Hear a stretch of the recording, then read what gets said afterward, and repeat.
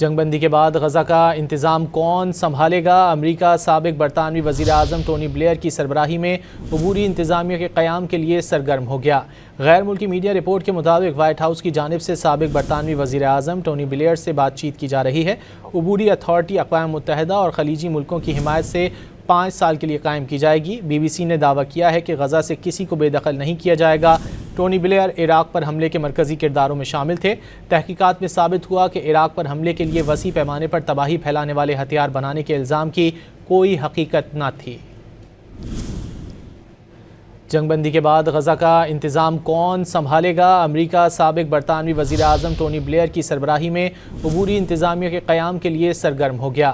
غیر ملکی media report کے مطابق وائٹ ہاؤس کی جانب سے سابق برطانوی وزیر اعظم ٹونی بلیئر سے بات چیت کی جا رہی ہے۔ عبوری اتھارٹی اقوام متحدہ اور خلیجی ملکوں کی حمایت سے 5 سال کے لیے قائم کی جائے گی۔ بی بی سی نے دعویٰ کیا ہے کہ غزہ سے کسی کو بے دخل نہیں کیا جائے گا۔